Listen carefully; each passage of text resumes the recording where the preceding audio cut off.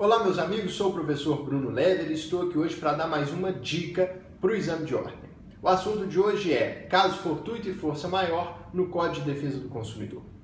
Nós já vimos que a regra no Código de Defesa do Consumidor é a responsabilidade objetiva, ou seja, o fornecedor responde, independentemente de culpa, por falhas na prestação do serviço ou no fornecimento do produto que causem danos ao consumidor. Vimos também que o Código prevê expressamente 3 hipóteses nas quais o fornecedor não responderá pelos danos causados ao consumidor. 3 excludentes de responsabilidade. Apenas para relembrar, são elas: provar que não colocou o produto no mercado, provar que o defeito não existe ou demonstrar a culpa exclusiva do consumidor ou de terceiro.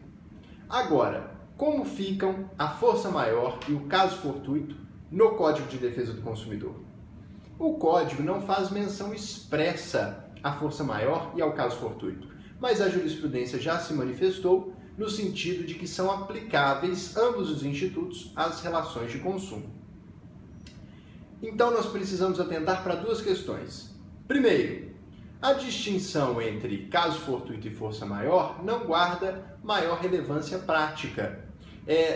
O que se vê é que, na maioria dos casos, ambos os institutos vão estar presentes em conjunto. E a própria doutrina desliza ao tentar distinguir e conceituar os institutos, muitas vezes confundindo um pelo outro. Segunda questão. Nas relações de consumo, a jurisprudência divide o caso fortuito em fortuito interno e fortuito externo.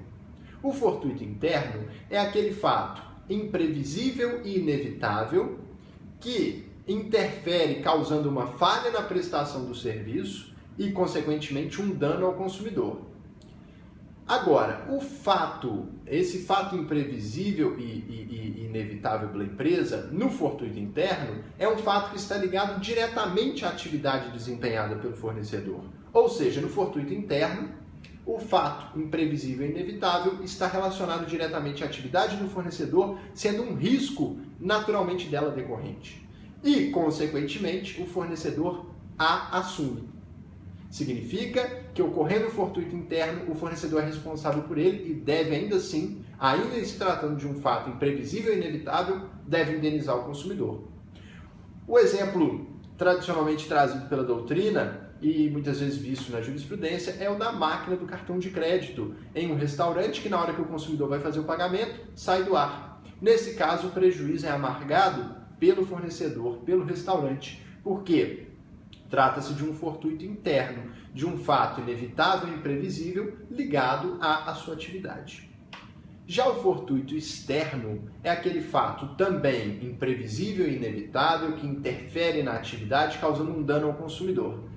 A diferença é que, nesse caso, o fato imprevisível e inevitável é externo, ou seja, não está relacionado diretamente à atividade desempenhada pelo fornecedor. O exemplo tradicionalmente apontado pela doutrina é o do posto de gasolina, que sofre um assalto enquanto o consumidor está lá abastecendo. Nesse caso, se o consumidor também é assaltado, o estabelecimento, o fornecedor, o posto de gasolina, não é responsável, porque aí sim se tratou de um fortuito externo, de um fato imprevisível e inevitável que não estava relacionado diretamente à atividade desempenhada pelo posto. E aí, nesse caso, o posto não é responsável por reparar os danos sofridos pelo consumidor. Essa é a diferença fundamental entre o fortuito interno e o fortuito externo.